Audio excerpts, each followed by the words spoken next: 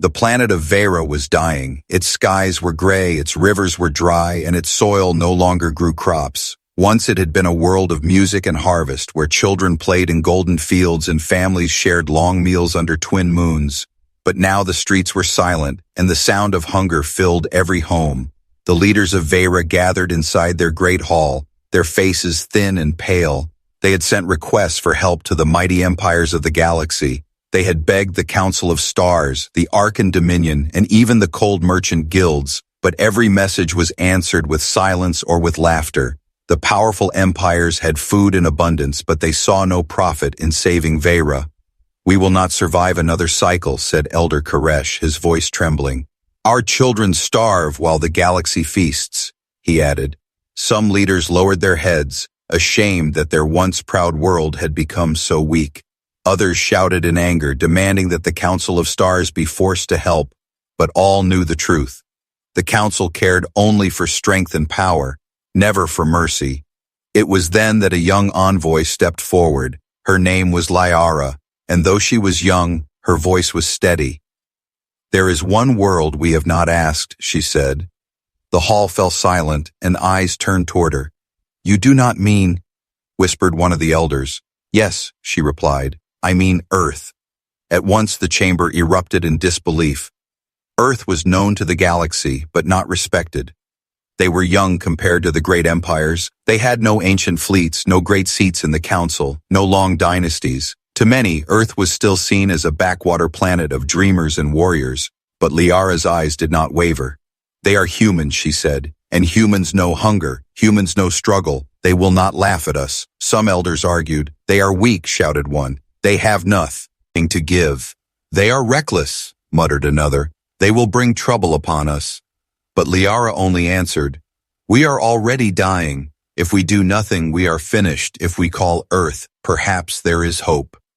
With heavy hearts, the leaders agreed. A message was sent through the stars. It was not long, not decorated with fine words. It was a cry for survival.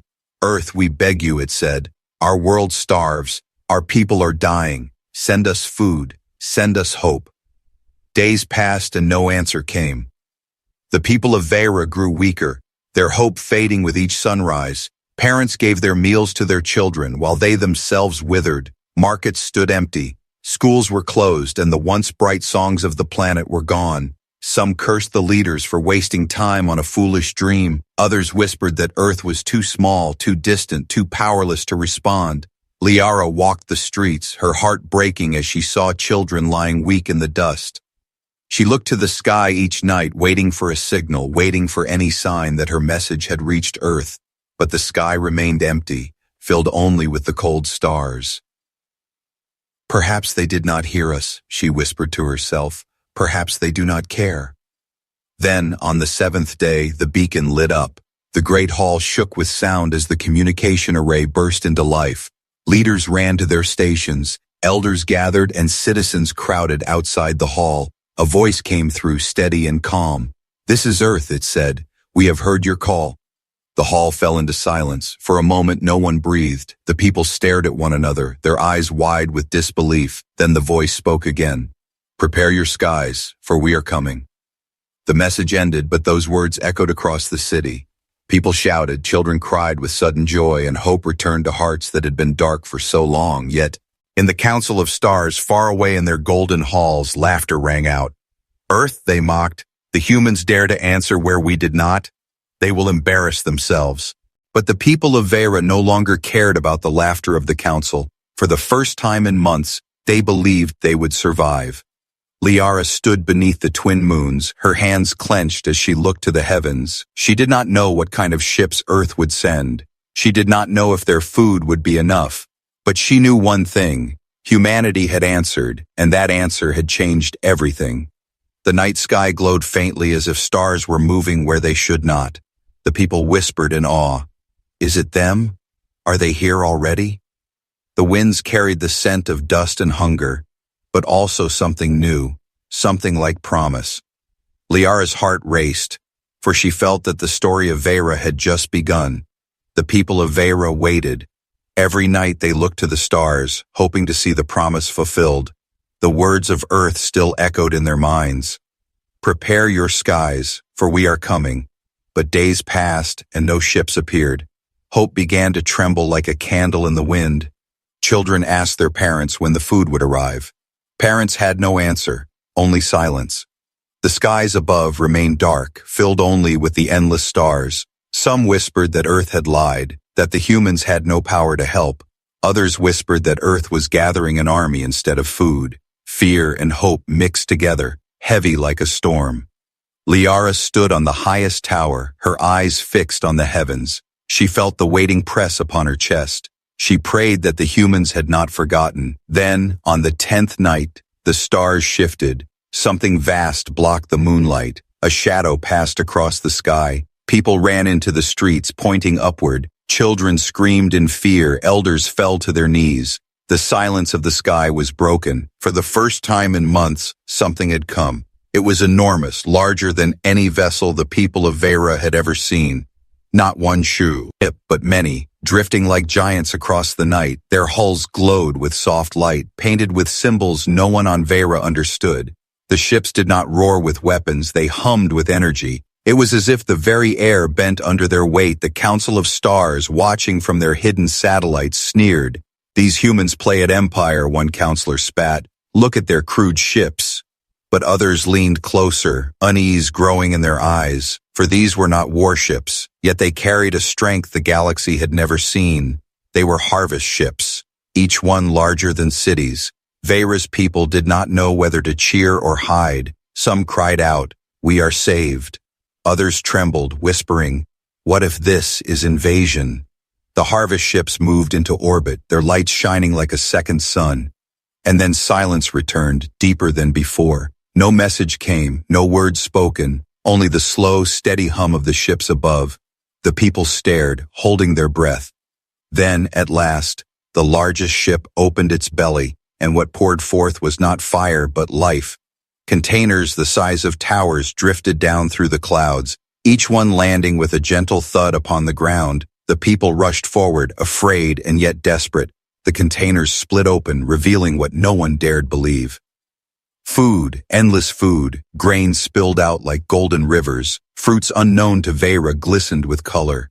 Vegetables, meats, breads, spices filled the air with scents forgotten. Children ran to the piles, grabbing with tiny hands. Mothers and fathers wept as they held food again. But it was not only food. The next wave of ships released machines, towering hydroponic farms, soil enrichers, water filters.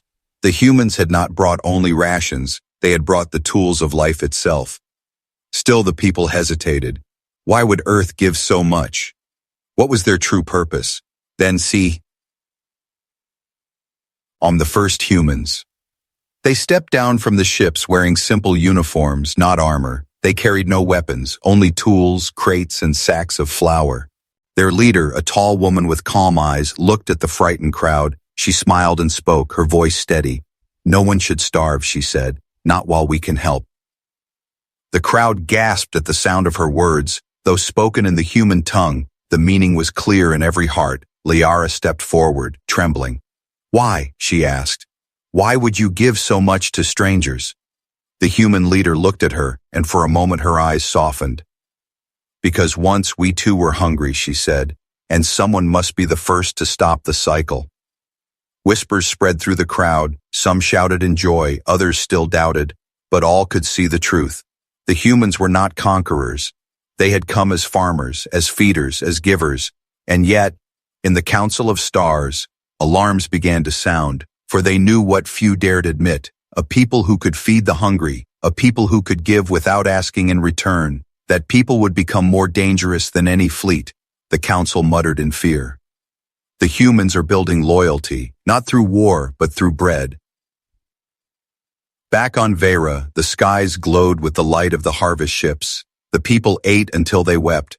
Children laughed again in the streets, their voices rising like songs. But beneath the joy, a shadow of suspense lingered. If humanity could do this for one planet, what would happen when the rest of the galaxy cried for help? Liara watched the ships above and felt the weight of destiny. She knew this was no simple aid. This was the beginning of something far greater. The silent sky of Vera had been broken, and the galaxy would never be silent again.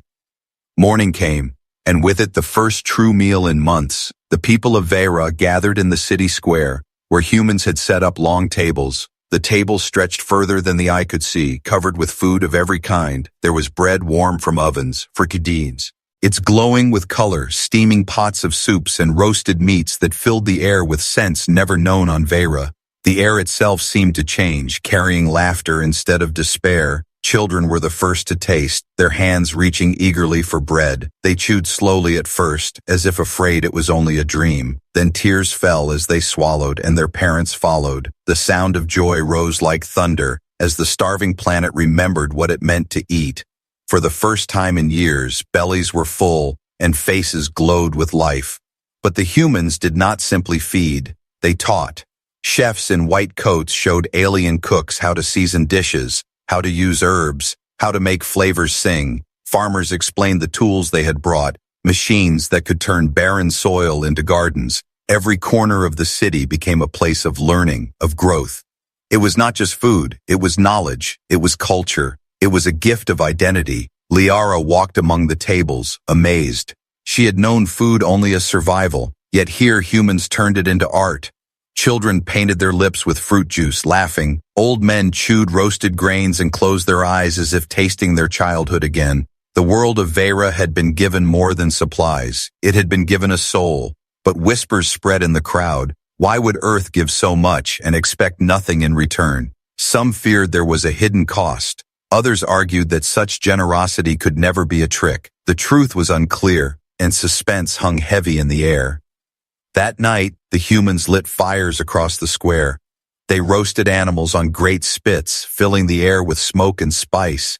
Musicians from Earth pulled strange instruments and began to play. Soft strings, deep drums, and voices that rose into the sky. Soon Verans joined with their own songs, their frail voices growing strong. Two worlds sang together, under the stars. Still, the Council of Stars watched from afar. They gathered in secret chambers, their eyes narrow with suspicion. "This is not kindness," one growled. "This is strategy." "They plant food, but what they harvest is loyalty," another hissed. The council knew the danger. Hunger made worlds desperate, and desperate worlds would never forget who fed them. Back on Vera, the humans continued their work. Machines plowed dry soil, turning dust into fertile ground. Hydroponic towers rose, glowing with green light. Within days, the first new crops began to sprout. The people stared in awe, realizing that Earth was not here to give them food for a day. Earth was here to make sure they would never starve again. Liara approached the human leader, the woman with calm eyes. She bowed her head in gratitude but also in curiosity. "Your kindness overwhelms us," she said. "But I must know, why risk so much for us?" The woman looked at her and answered with quiet strength. "Because once, our ancestors begged too, and no one came." Her words cut deep into Liara's heart, for in them she heard both pain and promise. The feast grew larger each day. What began as meals for the hungry became celebrations. Aliens who once lay weak in the dust now danced in the streets. Children ran with full stomachs, their eyes bright, and the humans joined them, not as rulers but as friends. Yet shadows remained. Spies from rival empires had slipped into the crowds. They watched the unity, the joy, the bond forming between humans and Verans, and they sent secret messages back to their masters. "Earth is not giving aid," they wrote. "Earth is building an army of gratitude." In the night sky, the harvest ships floated like silent guardians. Their lights reflected on the oceans, their presence felt in every home. Some citizens prayed to them as gods, others feared them as conquerors, but all agreed on one truth: life had returned. Still, Liara felt a storm was coming, for kindness in the galaxy was never left unchallenged. The humans continued the feast, sharing recipes, laughter, and warmth. But beyond the stars, fleets began to stir. The council whispered, the empires plotted, and soon Vera would learn whether humanity's feast was a gift or the spark of a war that would burn the galaxy. Far beyond the skies of Vera, inside the shining halls of the Council of Stars, shadows gathered. The council chamber was vast, its floor made of crystal, its walls carved with symbols of ancient power. Here the rulers of the galaxy's greatest empires sat in silence, each one cloaked in pride and suspicion, For weeks they had watched Earth's harvest ships feed a dying planet, and the sight unsettled them more than any war fleet ever had. "They bring food," hissed one counselor, his skin scaled and sharp, "but what they truly bring is influence. They plant crops, but what they harvest is loyalty," another whispered. The chamber echoed with anger. The proud empires had always ruled through fear, through hunger, through the power of scarcity. Now humans had broken that law with bread and kindness. The High Chancellor, a being of silver flesh and burning eyes, slammed his clawed hand on the table. "This cannot be allowed," he declared. "If one world bows to Earth out of gratitude, then another will follow, and another after that, until the humans stand where we stand." The counselors shifted uneasily. No one wished to admit the truth, but all could see it.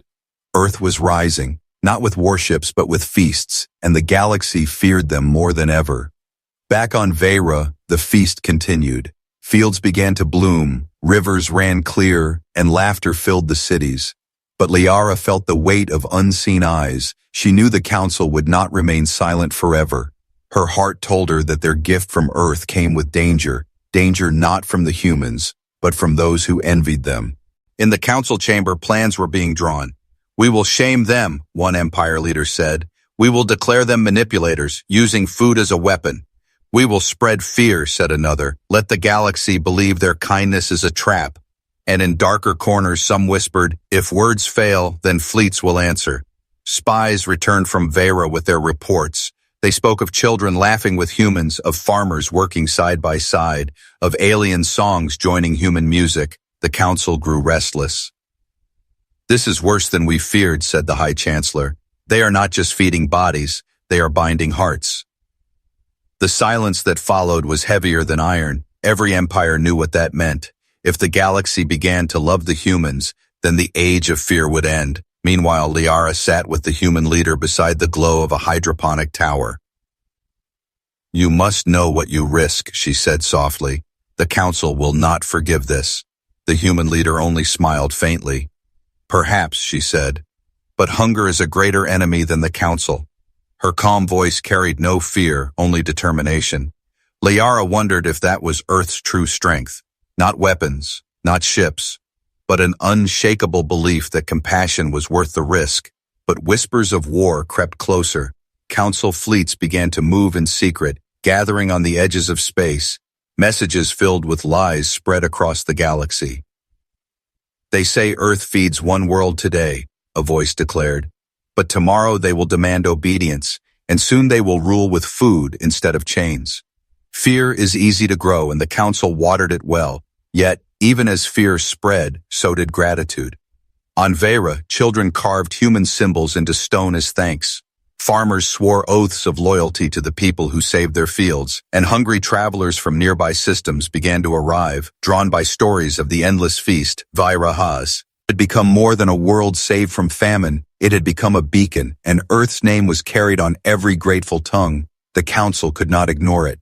They summoned their admirals, their spies, their merchants. "If Earth is not stopped," said the High Chancellor, "the galaxy will no longer belong to us." And so a decision was made. They would strike, not with food, not with words, but with fire. The harvest fleet of Earth would face the wrath of the galaxy. But the humans were not blind. Their ships scanned the skies, their sensors detected the shifting of fleets, and deep within their command chambers they prepared, not with weapons of destruction, but with more harvest ships, more food, more machines, for they knew the council would come with fear, and the only answer to fear was abundance. On Vera, the skies glowed with the lights of the harvest ships. The people danced in the streets, unaware of the storm building beyond the stars. Liara looked upward, her heart caught between joy and dread. She sensed that the feast was no longer just about survival, it was about defiance. And soon the galaxy would learn what it meant when humanity answered with kindness. The skies of Vera were no longer dark. They blazed with light as more human ships arrived. First came 1, then 3, then 10, until the heavens themselves seemed to bend under their weight. Each ship was vast, bigger than cities, yet they moved with grace, and each one carried not weapons but life. The people stared in awe as the new arrivals unfolded their gifts. Fields of grain grown in orbit were lowered gently to the surface. Water pulled from asteroids was poured into empty rivers. Machines hummed as they planted forests in dead valleys. Vera was not just being fed, it was being reborn. Children who had once been too weak to walk now ran through fresh grass. Families built markets again, filling them with colors and smells forgotten for years. Songs rose from every street as musicians played with full stomachs and full hearts. The whole world became a festival. And at the center of it all stood the humans, silent, steady, working without rest.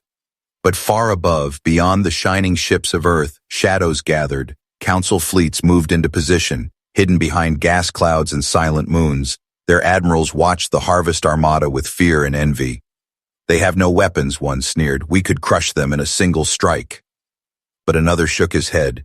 "If we strike them, we strike the hearts of every world they feed, and that is a war no fleet can win." The council was divided. Some wanted to wait, to let suspicion grow. Others wanted fire, to burn the humans before their influence spread too far. Yet with every day the humans grew stronger.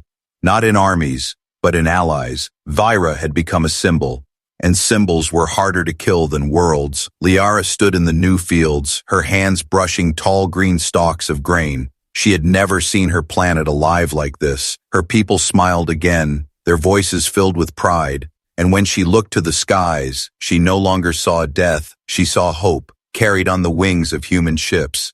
Still, she felt the weight of danger. Rumors spread of fleets on the move. Merchants whispered of council ships gathering in the dark. Even the humans knew, for their leader spoke to her quietly one night. "The council fears us," she said. "They will not let this continue without challenge." Liara asked the question that had haunted her heart. "Will you fight them?" The human leader shook her head. "We do not come with war. We come with harvest," she said. "But if they bring fire, then we will answer, not with death, but with more life." Her words confused Liara, yet they carried a strange strength. How could anyone face war with food? And yet the humans seemed certain. Days later, the Harvest Armada revealed its greatest gift. From the largest ship, a structure descended, glowing with silver. Light. It landed softly on Vera's soil, unfolding like a flower. It was not a weapon, not a fortress, but a farm, a living city of glass towers, greenhouses, rivers, and fields. Within hours, it came alive, filled with growing crops. It was a gift not for a day, not for a year, but for generations. The people wept when they saw it. They fell to their knees in gratitude, but spies in the crowd sent messages racing through the stars. The humans build colonies, they warned. They plant roots on alien soil. To the council, this was proof. The humans were not just helping, they were spreading. And spreading power was the most dangerous kind. The council's admirals sharpened their blades, their fleets waited for the signal to strike, yet fear held them back. For every harvest ship was surrounded not by soldiers but by children, by families, by fields of grain. To destroy the humans would mean slaughtering the hungry, and that crime would never be forgiven. Still, the council's rage burned. They gathered in secret, their voices filled with fury. "If we cannot strike them here, then we will strike them elsewhere," they said. "Wherever Earth sends ships, we will follow. We will cut off their feast. We will choke them with fear." And so the stage was set. The Harvest Armada had become more than salvation. It had become the first spark of a galactic struggle. On Vera, the people knew nothing of these whispers. They danced in the glow of the harvest towers. They sang songs with humans, sharing bread, sharing hope. But Liara felt the unease in the air. She knew peace could not last. She knew the council would not remain silent. And when the storm came, her world would stand at the center. Above, the Harvest Armada glowed like stars reborn. Each ship a promise, each ship a challenge. The galaxy had ruled through fear for ages, but now Earth had shown a different power and chase. That power was growing, unstoppable. The question was no longer whether the council would strike, it was when. The galaxy was whispering, from trading posts to mining colonies, from barren moons to shining capitals. One question echoed: why would Earth give so much? Why send harvest ships? Why build farms? Why feed strangers? Was this kindness or was it a trap? The council made sure the whispers grew. Their envoys spread lies across the stars. They do not give freely, they said. They give to bind you, and when you depend on them, they will demand your loyalty. They will not conquer with weapons but with hunger, the envoys hissed, and hunger is the strongest chain. Worlds that had not seen Earth's ships began to fear. Worlds that had tasted their food began to doubt. On Vera, the feast still glowed, but shadows had entered the hearts of many. Some asked if Earth was truly a savior, or if they had only traded one master for another. Liara felt the weight of these questions. She believed in the humans, yet even she wondered, why risk everything? Why give so much? Why them? One evening a visitor came, General Tavor of the Veyron Guard, a man with scars across his face and suspicion burning in his eyes. He marched into the human camp, soldiers at his side. The people followed, their voices hushed. Everyone wanted to hear what he would ask. He stood before the human leader, the tall woman with calm eyes. "Tell me the truth," he said, his voice sharp. "Why are you here? Why give us what no one else would? What do you truly want?" The square fell silent. Even the wind seemed to stop. The human leader looked at him without anger, without fear. "We want nothing," she said, her voice steady. General Tavor's face darkened. "Lies," he growled. "No one gives without reason. No empire moves without gain." The human leader took a breath, her eyes drifting to the children nearby, eating bread with smiles on their faces. "Once humanity starved," she said softly. "Once our chai." Children cried with empty stomachs and no one came. "So we swore if we could rise, we would never let another world fall to hunger." Her words struck the crowd like thunder. Some wept, others whispered, some still doubted, but General Tavor was not finished. "Fine words," he said coldly, "but words do not stop fleets. The council watches you, they will come with fire. What then? Will you fight? Will you reveal your true weapons?" The human leader stepped closer, her voice calm as stone. "If they come with fire, we will answer," she said. "But our answer will not be death. Our answer will be more life." The general frowned, confused. "How can you face war with harvest?" he asked. The leader smiled faintly. "Because hunger is a greater weapon than any fleet, and we choose to break it, not wield it." The silence that followed was heavy. For a moment no one moved, no one spoke. Then a child stepped forward holding a piece of bread. She offered it to General Tavor with small trembling hands. The scarred warrior looked at her, his hard face breaking for a moment. He took the bread slowly, and the crowd erupted in cheers. But beyond Vera, the council's plans sharpened. Fleets gathered in the void, cloaked and armed. Admirals whispered of striking not at Vera, but at other worlds where Earth might send aid. They would turn gratitude into fear, hope into ashes. They would make examples of those who trusted humans. Meanwhile, travelers from distant colonies arrived on Vera. They had heard of the feast. They had seen the stars glowing with human ships. They came with hollow eyes and empty hands, and the humans fed them too, without question. The feast spread beyond Vera's borders, and with it, the suspicion of the galaxy deepened. Liara stood under the glow of the harvest towers, her heart torn. She believed in Earth's gift, but she knew the council would not allow it to spread forever. She felt the storm pressing closer, the shadow of fleets moving unseen. And yet, when she saw children running, when she smelled the bread baking, when she heard songs in the night, she knew this was worth every risk. The galaxy held its breath. Would Earth's feast become the seed of peace, or would it ignite the greatest war the stars had ever seen? The answer waited in the void, hidden in the silence between the harvest ships and the gathering fleets. And soon, that silence would break. The skies of Vera blazed with light. The harvest ships floated like suns above the world, glowing with hope. But beyond that light, hidden in the deep black, came the council fleets. Warships gathered in silence, their guns primed, their admirals waiting. The galaxy held its breath, for the moment of truth had arrived. The council had decided Earth's kindness was too dangerous. A feast that united the hungry was more powerful than any empire's chains, and so they came with fire. Not to save, not to warn, but to burn. On Vera, no one knew the storm was so close. Children laughed in the streets. families cooked with human spices, music carried through the air. Liara looked up at the glowing ships and felt peace for the first time in years. But her peace cracked when alarms echoed across the human fleet. The council was here. Human commanders moved quickly, screens lit with warnings, scouts reported dozens of enemy fleets, yet there was no panic, no rush to arm cannons. Instead, the Harvest Armada shifted in formation, not for battle, but for defense. Their shields spread outward, creating a dome of light around Vera, a shield not to kill but to protect. The council fleets advanced, their guns gleaming, but as they drew near they saw what surrounded the human ships, not soldiers but civilians, not armies but fields of crops already growing on the surface.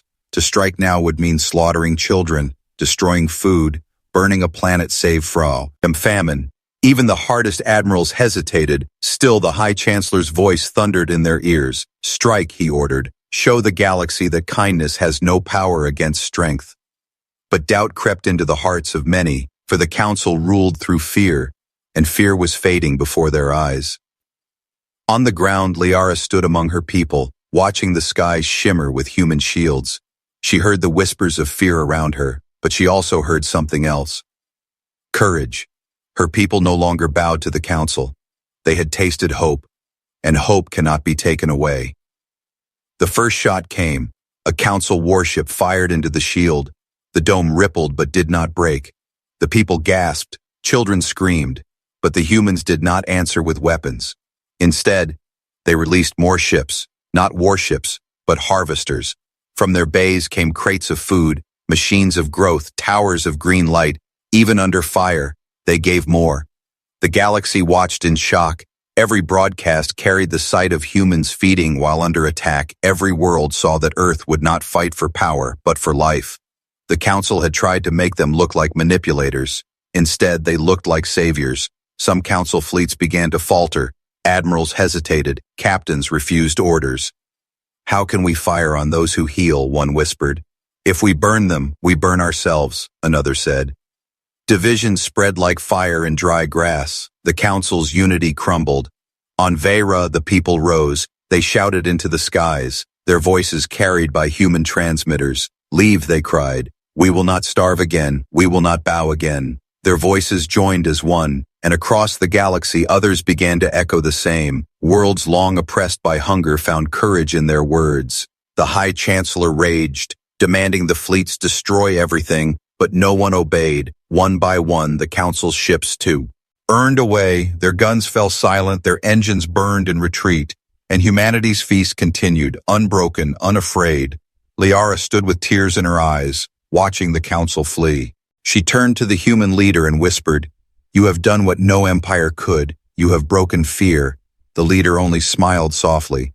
"No," she said, "your people did. We only brought the bread." From that day forward, the Harvest Armada spread beyond Vera.